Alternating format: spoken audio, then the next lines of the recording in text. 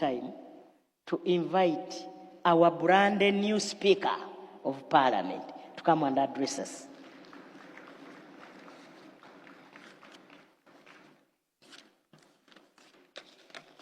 Brand new.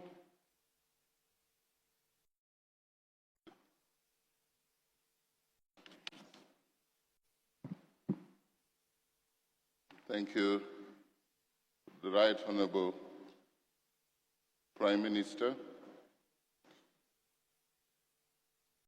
the Honourable Ministers, the Leader of Opposition, the Right Honourable Leader of Opposition, Honourable Members of the 12th Parliament, the Honourable Clerk to Parliament and staff of Parliamentary Commission, resource persons, distinguished guests, ladies and gentlemen,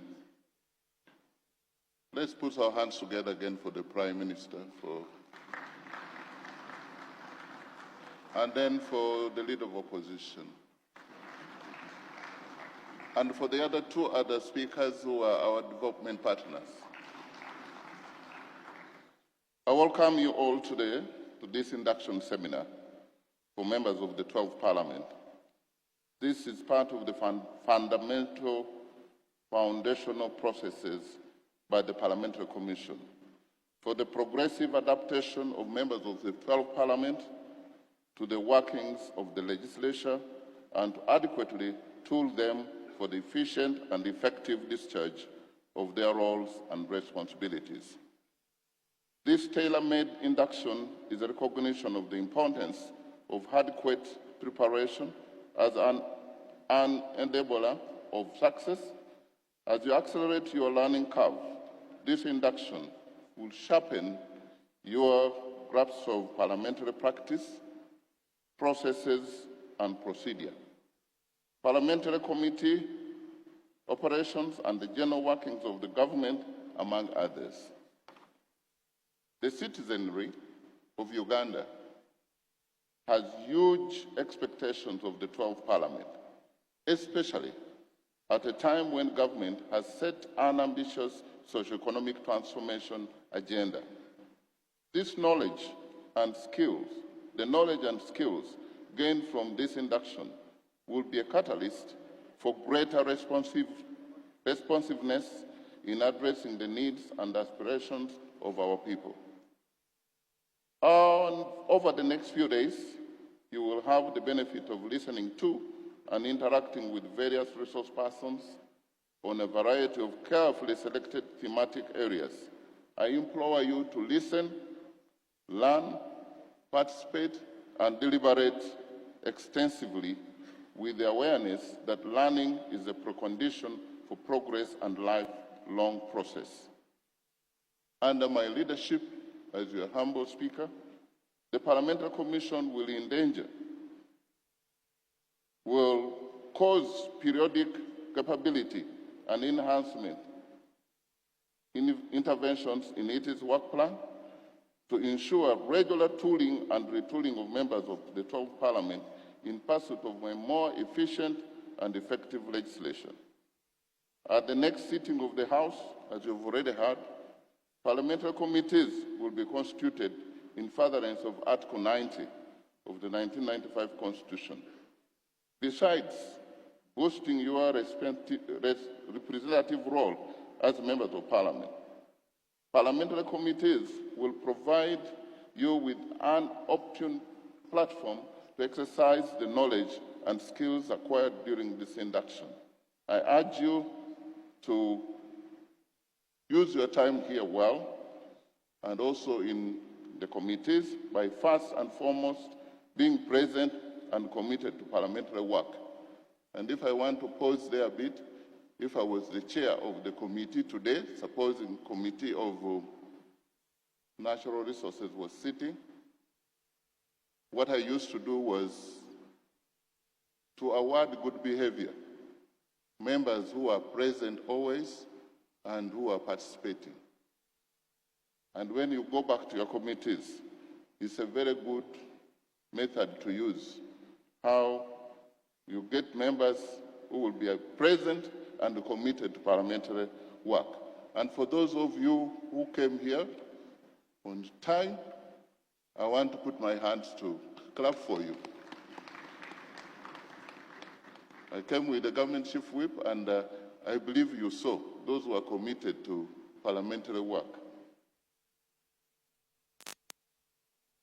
In order to attain our strategic vision of re-engineering and recalibrating the legislature back to factory settings, I urge you to abide by the 7-point strategic vision for the legislature as follows. 1, zero tolerance to corruption, and cultivating a culture of absolute transparency and integrity in the conduct of parliamentary business. Corruption is not the Speaker. Corruption is not the Parliament alone. Corruption is the whole of government. 2, strengthened accountability and strict compliance with the public finance management laws and regulations, and enhancing internal controls to prevent misuse and loss of public resources. And you heard from LOP, this is where we are meeting. Some of these pillars cut across both government and opposition. We should all work together to strengthen accountability, and it starts with us. Don't ask for payment for trips which you have not undertaken.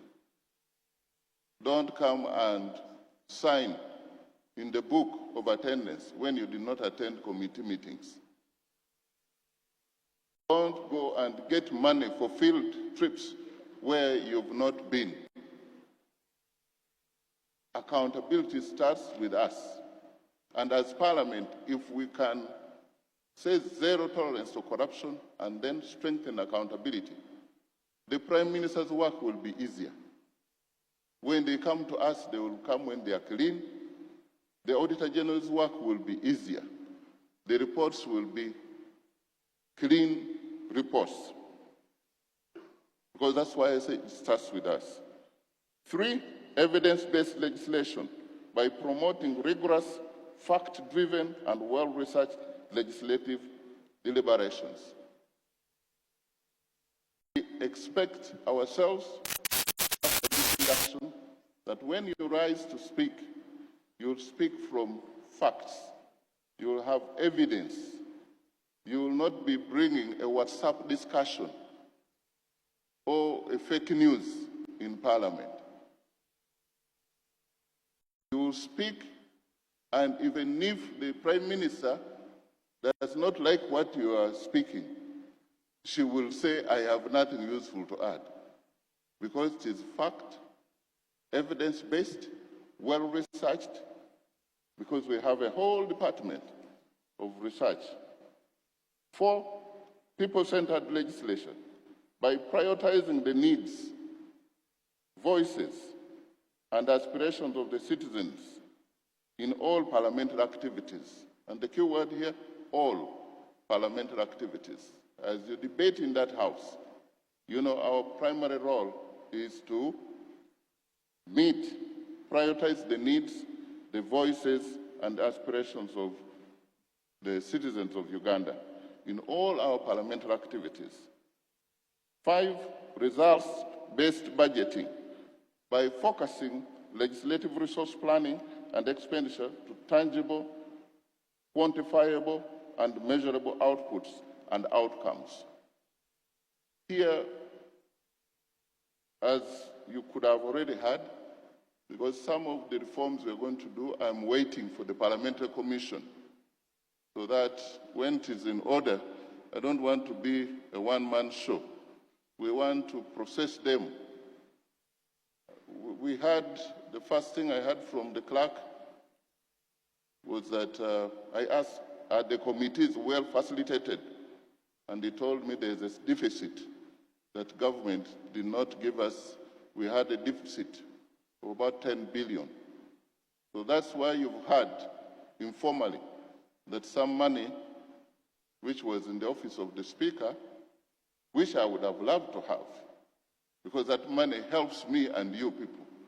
I said the Speaker should not be facilitated to donate money when committees don't have.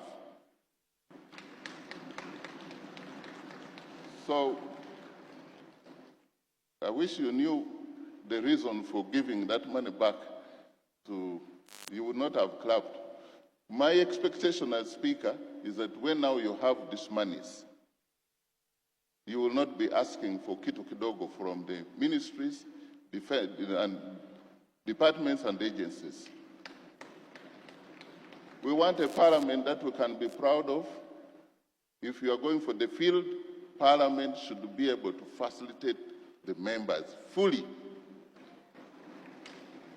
And you heard from our development partners saying, giving examples of South Africa, where, Ethiopia. The next time you're speaking, you'll be giving examples of real case scenarios of Ugandan Parliament going to the. So we expect to do a few things when we are fully constituted. We now have the Prime Minister, Leader of Opposition, the Deputy Speaker, and the Clerk. We are waiting for the backbench commissioners, especially from the NRM side. And you only have up to 7th. By 7th, we need the commissioners, we need the chairpersons, because we have to begin the work.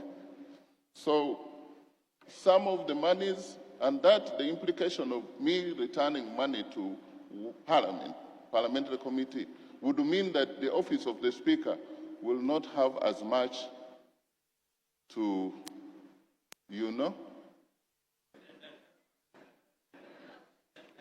Yes.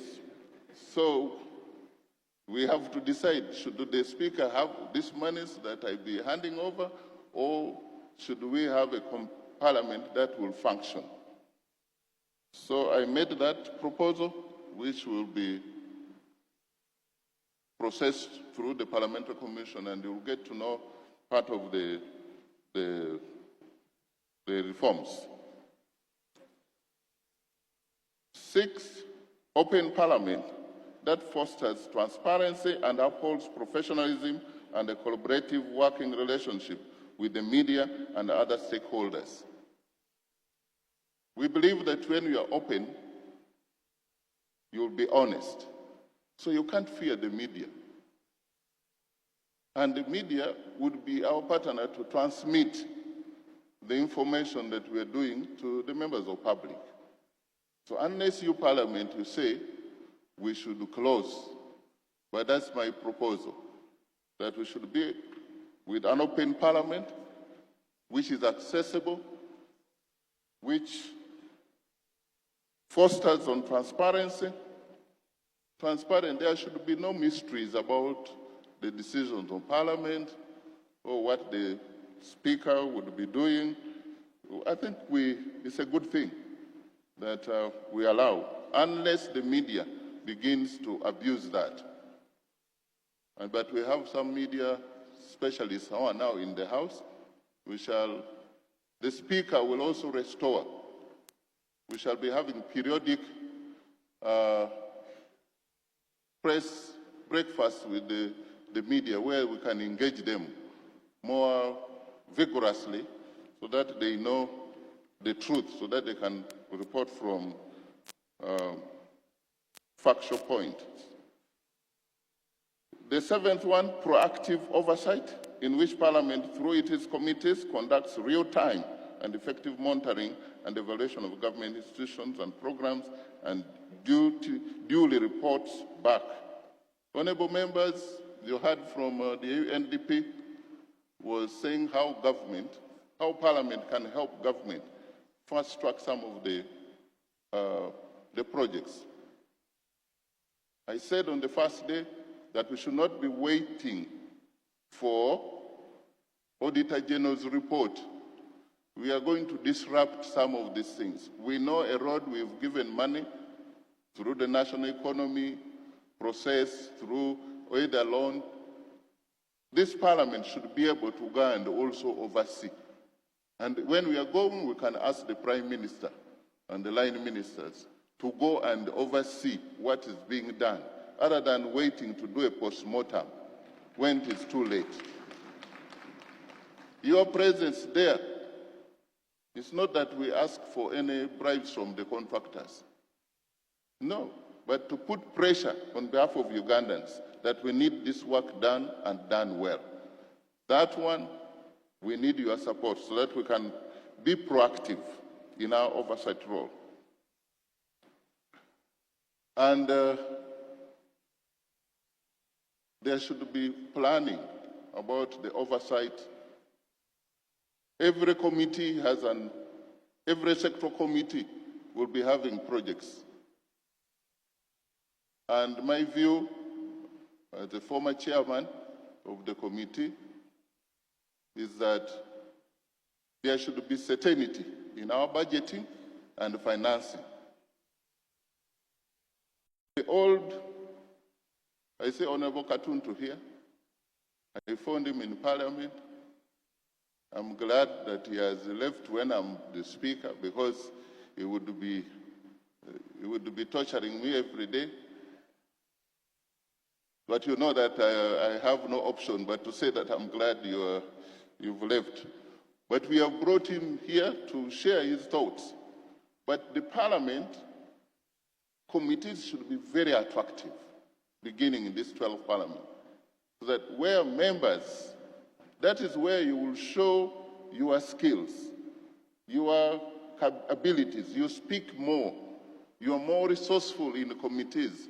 In Parliament where we meet, and Honorable Senyonyi there, we shall also have to agree that when we meet as in Parliament, the people out there, if we are evidence-based, we are factual, should be able to appreciate what we say. It's not about who has the numbers, Right Honorable Prime Minister. It's not about who is winning the argument and on whose behalf are we winning the argument. In the Parliament, we need a Parliament that even people are watching. We don't play to the gallery like most people do.